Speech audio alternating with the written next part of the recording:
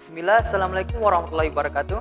Perkenalkan, nama saya Renal Rausan, saya dari mahasiswa Perbankan Syariah Angkatan 2020. Nah, di sini saya akan menjelaskan hasil review saya 6 materi tentang analisis laporan keuangan.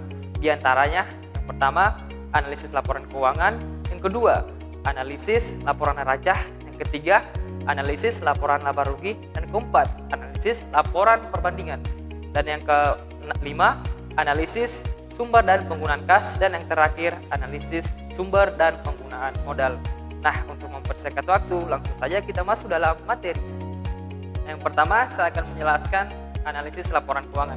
Apa sih itu laporan keuangan? Laporan keuangan adalah hasil dari proses akuntansi yang dapat melaporkan prestasi historis suatu perusahaan dan sebagai alat komunikasi antara data keuangan dan aktivitas perusahaan. Kemudian di dalam jenis laporan keuangan juga terbagi menjadi 5 jenis laporan. Yang pertama, laporan laba rugi, yang kedua, laporan perubahan ekuitas, yang ketiga, laporan neraca, dan yang keempat, laporan arus kas. Terakhir, catatan atas laporan keuangan. Nah, kemudian di dalam analisis laporan keuangan juga, ketika kita membuat suatu laporan, tidak bisa kita membuat asal-asalan begitu saja.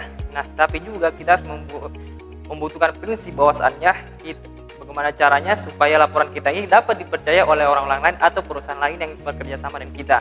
Nah, ada 4 cara atau kriteria yang kita harus lakukan bagaimana caranya supaya laporan kita dapat dipercaya. Yang pertama itu laporan kita itu relevan, yang kedua andal, yang ketiga dapat diperbandingkan, dan yang terakhir yang paling penting yaitu dapat dipahami. Nah, yang kedua yaitu analisis laporan neraca. Apa sih itu laporan neraca? Laporan neraca adalah salah satu laporan keuangan yang menunjukkan posisi keuangan suatu entitas pada satu waktu titik tertentu. Kemudian di dalam isi laporan neraca juga terbagi menjadi 3 komponen, teman-teman. Yang pertama, aset, liabilitas, dan ekuitas. Nah, dari ketiga komponen ini akan dijumlahkan untuk memberikan jumlah total aset yang sama dengan jumlah liabilitas dan ekuitas. Nah, adapun contohnya silakan lihat di sini. Nah, dari gambar ini dia menunjukkan sini ada 3 komponen, ada aset, liabilitas, dan ekuitas. Nah, dari ketiga persamaan ini akan dijumlahkan. Nah, dari jumlah itulah yang menunjukkan posisi keuangan perusahaan pada periode tersebut. Nah, kita masuk ke materi ketiga, yaitu analisis laporan laba rugi. Apa sih itu laporan laba rugi? Laporan laba rugi adalah salah satu laporan keuangan yang menggambarkan hasil usaha perusahaan dalam periode tertentu. Kemudian di dalam laporan rugi juga ini digambarkan pendapatan dan biaya pengeluaran selama periode tertentu. Nah, di dalam laporan rugi juga terdapat menjadi 2 unsur, ada unsur penghasilan atau income, kemudian beban.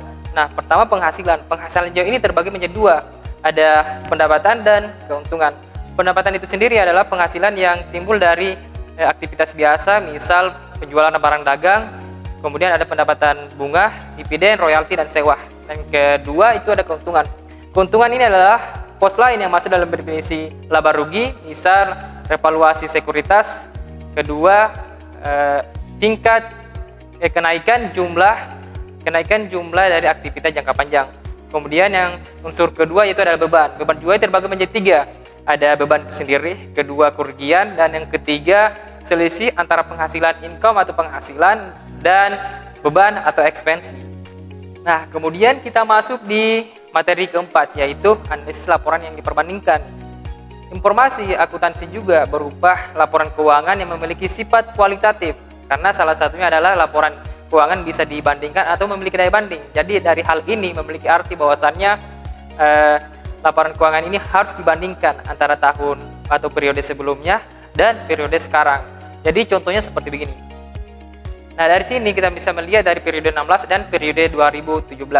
Di sini terletak perbedaan yang dimana di 2016 masih total asetnya masih dalam keadaan standar, sedangkan di periode 2017 itu memiliki kenaikan. Jadi ketika bandingkan tahun 2017 itu memiliki kenaikan total aset dan pada saat itu juga perusahaan dalam keadaan baik. Kemudian kita masuk di materi yang kelima, yaitu analisis sumber dan penggunaan modal dalam pekerjaan. Nah, apa sih itu modal kerja? Yaitu salah satu aset yang digunakan perusahaan untuk mendukung kegiatan operasi perusahaan sehari-hari, misal persediaan barang, piutang dagang, dan kas. Nah, selain itu juga ada beberapa faktor yang mempengaruhi modal kerja, yaitu salah satunya perputaran persediaan, yang kedua ada siklus kas, ketiga ada siklus produksi, dan yang keempat ada musim bisnis, dan yang kelima yaitu kebijakan kredit. Selain memiliki beberapa faktor yang mempengaruhinya, modal kerja juga memiliki beberapa sumber dalam penghasilannya. Yang pertama, hasil operasi perusahaan. Yang kedua, keuntungan dan penjualan surat-surat berharga. Dan yang ketiga, penjualan dari aktivitas tidak lancar. Dan yang keempat yaitu penjualan saham dan obligasi. Nah, kemudian kita masuk di materi yang terakhir, yaitu analisis sumber dan penggunaan kas. Nah, apa sih itu kas? Kas adalah salah satu aset yang paling sering digunakan terhadap kegiatan operasional perusahaan. Namun, perusahaan juga itu tidak semena-mena dia mengonsumtif kasnya atau memperjualbelikan di mana saja. Nah, dari hasil review saya, ada 3 strategi dasar yang bisa digunakan perusahaan dalam mengelola kasnya. Yang pertama, membayar utang selambat mungkin. Asal jangan sampai mengurangi kepercayaan pihak supplier kepada perusahaan. Kemudian mengukur perputaran persediaan, tetapi hindarilah risiko kebiasaan persediaan yang dapat menimbulkan kerugian pada perusahaan. Yang terakhir atau yang ketiga yaitu kumpulkan piutang secepat mungkin, tetapi jangan sampai mengakibatkan kemungkinan menurunnya volume penjualan pada masa yang akan datang. Nah, jadi itulah tadi hasil review saya dari 6 materi analisis laporan keuangan. Nah, sekian dari saya. Billahi taufiq wal hidayah. Wassalamualaikum warahmatullahi wabarakatuh.